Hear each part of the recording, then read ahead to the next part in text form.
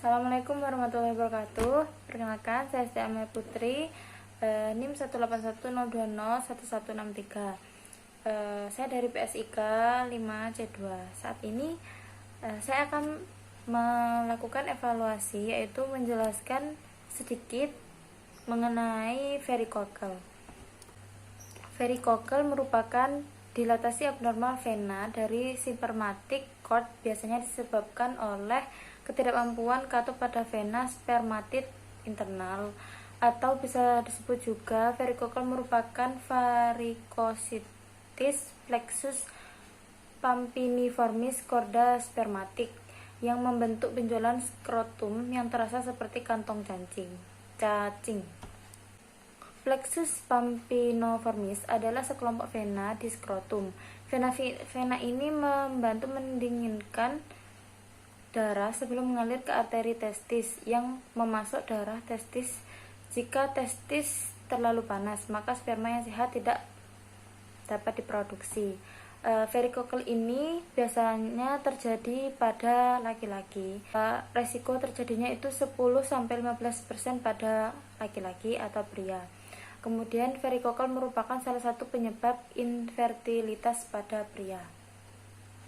Varikokel ini belum diketahui penyebab pastinya, tetapi varikokel ini disebabkan oleh peningkatan tekanan pada vena. Katup yang ada pada vena tidak berfungsi dengan baik sehingga menyebabkan pembesaran pada vena. Setelah itu pembesaran ini lama-kelamaan akan menjadi meradang dan nantinya akan mengalami pembesaran pada daerah skrotum. Oleh karena itu, varikokel ini terjadi pembengkakan pada daerah skrotum pada pria. Kemudian, tanda dan gejala yang bisa kita lihat dari penderita varikokel yaitu mengalami nyeri pada skrotal dan pembengkakan, sedangkan pada remaja biasanya bersifat asimptomatis. Kemudian pada skrotum yaitu massa skrotum atau rasa tidak nyaman mengganjal di skrotum seperti berat atau rasa nyeri yang berlebihan saat melakukan aktivitas. Kemudian benjolan ini dapat teraba dan seperti berkelok-kelok atau bisa disebut dengan varises. Tetapi varises ini terjadi pada skrotum pria. Ini merupakan salah satu gejala infertilitas dan penurunan aktivitas seksualitas pada pria.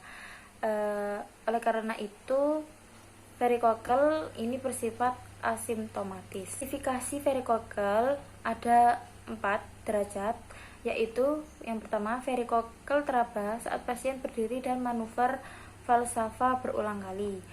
Derajat kedua yaitu varikokel terlihat saat pasien berdiri dan manuver falsafa sekali, saat berbaring varikokel tidak tampak.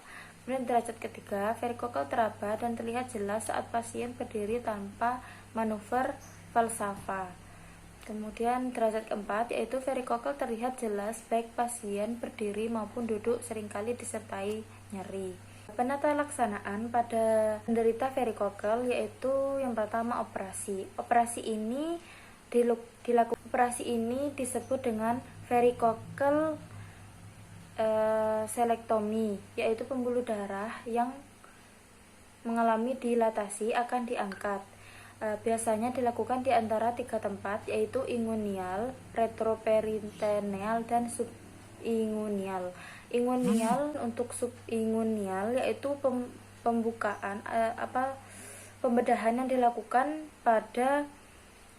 di atas skrotum. Yang kedua yaitu penata laksanaan embolisasi, yaitu penempatan kateter kecil di pembuluh darah dan suntikan partikel untuk memblokir aliran darah. Diagnosis pada varikokel ini dengan menggunakan USG skrotum.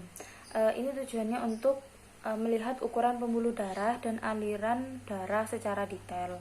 Kemudian pengukuran volume testis. Alat untuk mengukur volume testis ini bernama orkidometer. Setelah itu pemeriksaan sperma. Pemeriksaan ini dilakukan untuk melihat kesuburan. Bisa kita lihat Saat terjadi varikokel ini, otomatis